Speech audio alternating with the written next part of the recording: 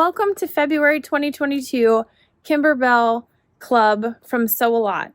We're located in Centerville, Ohio and Lexington, Kentucky. We do a lot of sewing and embroidery and a lot of Kimberbell projects.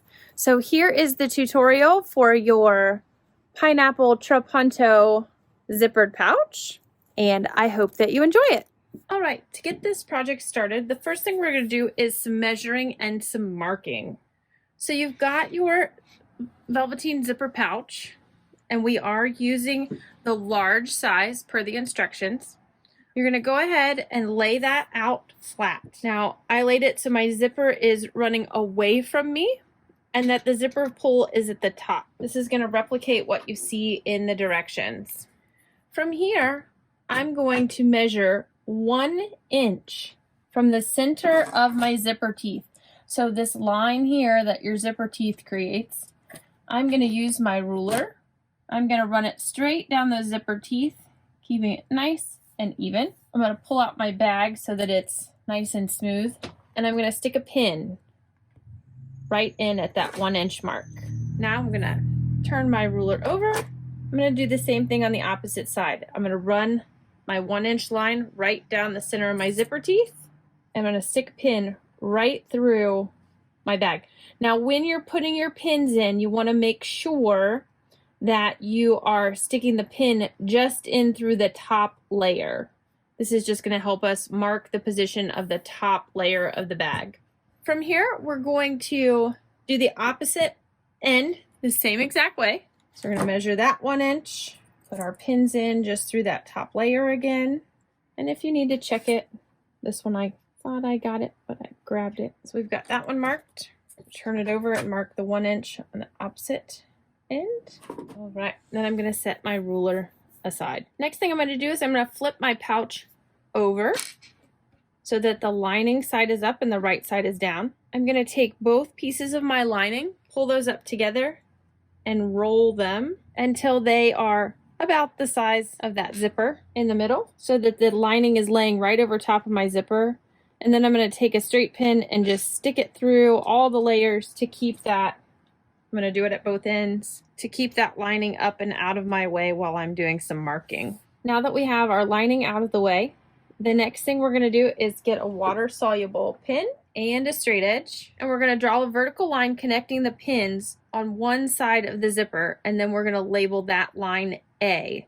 So I'm going to do to the right side. My zipper pull is at the top. I'm going to do to the right side. I'm just going to go from one pin to the other and mark a vertical line, and then I'm going to mark this as line A, and then I can pull those pins out on that side. Do the same thing on the opposite side. And just a little trick that I like to use, even though we've measured everything off the center of this zipper and we're now on the underneath, so we can't necessarily see the zipper, you can still see the line that the zipper creates at both ends that extend past the lining. So I make sure that my pins are lined up on that 1 inch mark across from each other, but then I can double check myself to make sure I'm 1 inch off by this 1 inch marking line, still ending up on top of my line in my zipper. So it's just kind of a double check. And then we're going to mark this line B. Once I have my vertical lines running 1 inch from either side of the zipper on the underneath side of my front panels, we're going to find the center on both sides and we're going to mark that. The easiest way to do that is to take and fold your pouch in half, right sides together. So I did flip it over, just makes it easier for me. I'm going to line up my zipper, and then I'm going to finger press this to create that line. So you can see just finger pressing will create that line for you. And then on the back side, I'm going to lay my ruler on that crease line that I created, and I'm going to use my water-soluble marker and just mark that nice so you can see it. Same thing on the opposite side. All your marking is going to be on the underneath side of the fabric. You don't want to mark on the top of the velveteen. And your lining is moved out of the way, so we're not marking on that either because we don't want to stitch on that. Once we have our bag marked, you can set that aside, and we're going to hoop up our stabilizer. For this project, we're going to be using a heavy cutaway stabilizer. Kimberbell has a wonderful line of cutaways from ultra lightweight mesh to heavy cutaway, and they all are absolutely fabulous and serve their purpose in your stabilizer collection. So we're just going to take this from here when we're hooping. I've just opened up my quick release and loosened my hoop screw. I'm going to lay my stabilizer over top of my hoop. I am using the 6x10 design size, so for my particular machine I'm using the 260 by 200 millimeter hoop. You can go a little bit smaller. I just like to have a little bit of extra room. Once I get my hoop insert in, I'm going to press it down, and then I'm going to tighten my quick release, slide it off the edge of the table so that I can tighten up my hoop screw and get everything ready to stitch. Next, you're going to load the embroidery design on your embroidery machine. Make sure you're loaded with bobbin thread and choose the color of thread you would like for the top of your quilting design, and go ahead and get your machine all ready to stitch, and we'll come back and talk about getting it lined up and hooped. So once you've hooped your stabilizer and you've got the hoop on the machine, you've got your embroidery design loaded, you've got bobbin thread in and your top color, you're going to go ahead and hit start and stitch directly on the stabilizer. This is going to create a placement stitch for your flex foam. Flex foam is what's going to give your embroidery design that puff under the pineapples. So from here, what we're going to do is we're going to take our piece of flex foam and we're going to cover up that entire area, making sure we have even overhang, and then we're going to stitch. This is going to stitch small oval type shapes.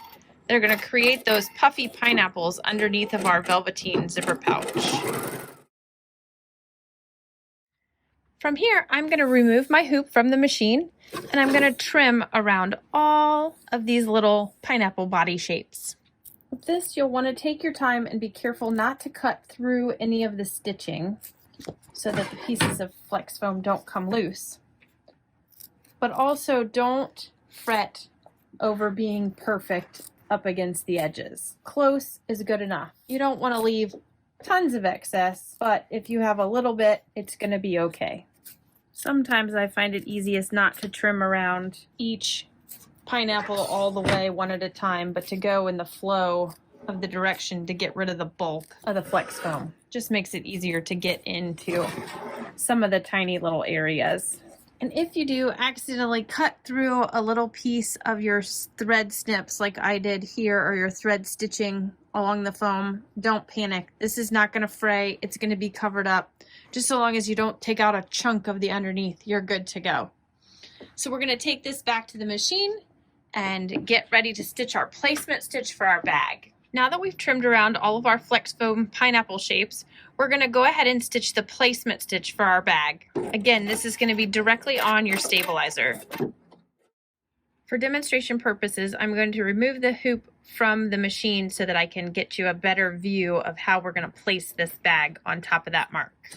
The first thing we're going to do before we get ready to place that bag on there is we're going to remove the pins that we put on our lining, and we're going to open this up to the opposite direction that we're going to hoop. Just a little bit.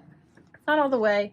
I'm just going to unroll it a little bit and then repin it so that it's on my B side more so than right in the center. This just keeps it out of the way for the quilting and we don't accidentally get our lining caught in there. Next, our goal is going to be to line this line and this line up on this marking. The easiest way that I find to do it is to take and fold my bag right at that line, that A line, and from here I'm going to flip it around so that that line that we marked down the center is going to line right up with this line, and that line that I just folded on my A line, I'm going to lay it right along this line that was stitched, and my zipper will be above that, okay, so that when I open this down, the flap is going to cover up those pineapples. The A side flap is going to cover up those pineapples. Now, I've checked that I'm lined up on that fold line.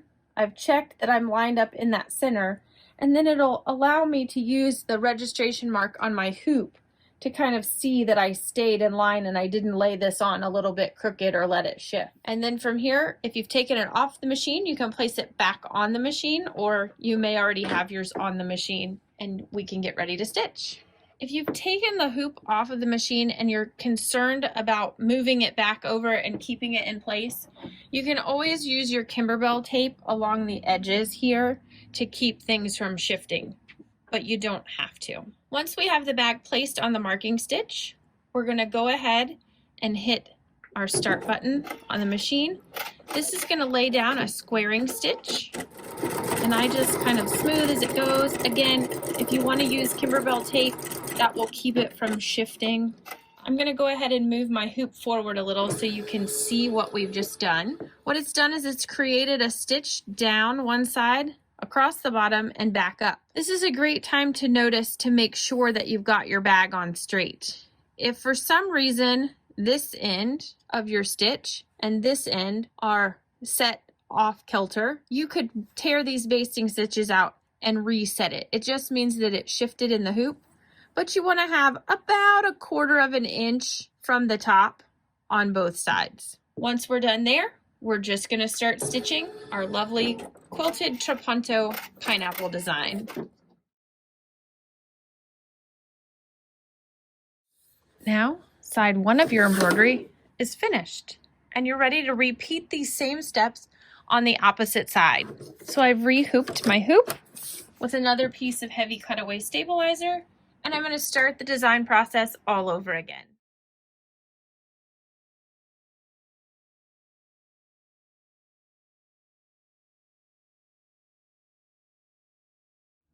You're going to trim all the way around the cutaway just to get that out of your way. And you're going to remove these pins and flip this back to the opposite side and pin the lining back in place out of the way before we place for our next side. I'm going to repeat the same steps before.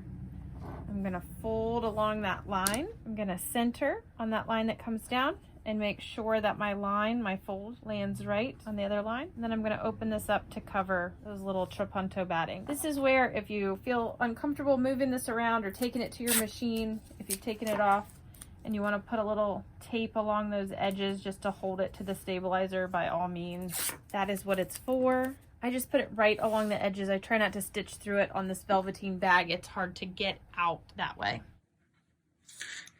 Before we place the bag on the opposite side of the hoop, we're going to trim away all the cutaway from this side just to get the excess out of the way. We're going to unpin our lining from the B side and flip it over to the A side and just pin it out of the way. We're going to put our hoop in position, and we're going to create that same fold that we did right along that line on the opposite side. I'm going to line this line here up with the one coming down, and our fold right up with that top line we've just stitched. We're going to open this up to cover up those nice little pineapples. And if you want to use tape to tape this in place, this is where you're going to put it, just right along the edges. You don't want to go very far in because you don't really want to stitch over the tape on the velveteen. It just makes it a little harder to get out. But once you're there, you're good to go. We'll go back to the machine and get stitching. Once we check that placement stitch, we're going to go ahead and stitch out the other half of the design.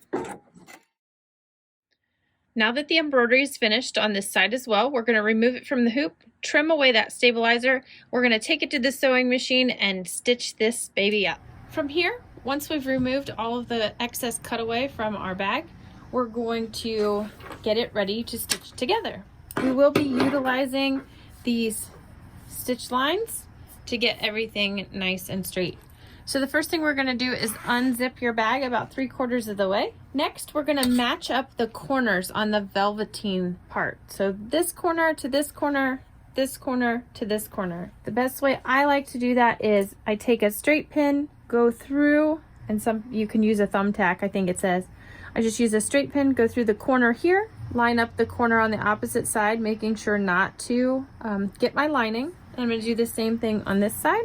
I'm going to stick pin or a thumbtack through that corner and then line it up with the corner on this side Once I have those corners marked, I'm just going to take and put some straight pins down here to hold everything in place, and then I'll remove these two that I stuck in the corner. Next, we're going to put our 2 layers of lining together and pin those in place down at the bottom. Once those are pinned in place, I'm going to use the placement stitch lines on the stitch side of the bag. I'm going to line up my ruler. Now with this, I like to use one of the lines on my ruler across to line it up with the stitch on the bottom so that I make sure I'm keeping things nice and straight. And then I'm going to line my edge up with that stitch, make sure I'm nice and straight. And from here, I'm going to take my water-soluble marker and I'm going to mark from this line all the way down my lining. And then I'm going to do the same thing on the opposite side. Once I have my lines from the zipper down on both sides, lined up with my tack down lines here, I'm going to now take and I'm going to measure from the center marking line. So we did that center marking line when we placed our little guy right on there. I'm going to measure down from that point with my ruler 6.5 inches if we're using the large embroidery size. If you're using the smaller size, you're going to measure down 5.5 inches. I'm just going to take my marker and make a point at that 6.5 inch, and then I'm going to draw a line up. This point is really the most important thing, because from here we're going to take and line up our ruler. I'm going to line up a line of my ruler on that line that's perpendicular, or on that line that we're going to create a perpendicular line to. We're going to make sure the line stretches from one end to the other and lands right at that 6.5 inch mark. Now we've created our lines to stitch our lining along with the lines that were already created when we basted down that pineapple design. We're going to take this to the sewing machine. We're going to start stitching on the lining side and leave about a 3-inch opening. We're going to stitch all the way around. I'll follow those stitch lines all the way back up and around and stop, leaving about a 3-inch opening so that we can turn it. So we're off to the sewing machine. I'm going to use a little bit darker thread on mine just so you can see where I'm stitching, but I would recommend using a matching thread to your bag. I'm going to go ahead and I'm going to, like I said, start so that I can leave myself about a 3-inch opening. I'm going to drop my needle down into the fabric, and I'm going to use the presser foot and the opening to watch and follow along that line. You do want to make sure you backstitch at the beginning and at the end to make sure that you don't pull it apart while you're turning it through the hole. Now when you get to the zipper, in the directions it's going to have you pin this prior to this point. I kind of like to do this when I get to my machine, just because I feel like it makes it a little easier actually to not have the pins in it, but it's totally up to you. What you want to do is you want to make sure that the teeth are facing down and that you open the zipper back. So you're going to see the teeth exposed to you, but they're going to be facing down towards the velveteen side of the bag. Okay? So the tape's going to go towards the lining, and you're going to make that nice and flat together. That's where if you want to stick a pin in here, you can. I just am more comfortable stitching it and holding it when I get there, just because it does tend to shift even if there is a pin there sometimes. So I had a little camera faux pas, so we're going to do a little repeat stitching. So just ignore that mine looks like it has been stitched. So we're going to start and make sure we leave enough room to leave an opening. We're going to start with our needle down in that line. We're going to make sure we back tack at the beginning or tie off. We're going to stitch down to the corner where we marked. Before we get to the zipper teeth, you're going to stop. You're going to make sure that the zipper teeth are turned down towards your velveteen and the tape will be open on the side closest to your lining. In your instructions, it actually tells you to do this and pin it. I like to just wait until I get right there and then pull it so I know it's in place. I think it stays in place better that way. I don't end up shifting on the way. I do slow down as I go over my zipper, and then I stitch down to the corner, stopping with my needle down in, and follow that stitch line. I am stitching mine in a dark colored thread just so you can see it on the video. I would recommend stitching it in something similar to your bag or a light color. Again, we're going to stop and do the same thing, making sure our zipper teeth are facing down towards the velveteen, and the tape and the opening are facing us.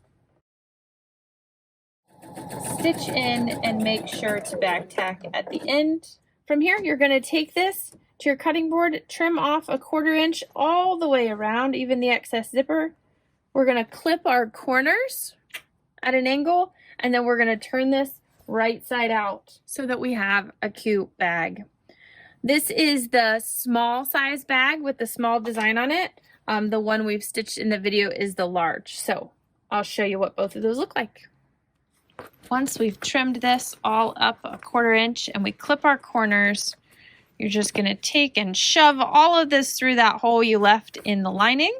I always make sure that I poke out my corners very nicely in my lining. You're going to one of two things. You're going to close up the hole in the bottom of this bag using either you could whip stitch it, you could fold it under and realistically match your thread and top stitch all along this edge at the bottom. It's going to be in the bottom of your bag.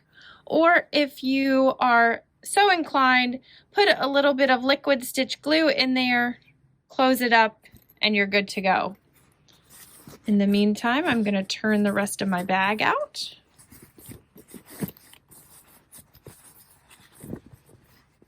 And if you can't get your hand through this hole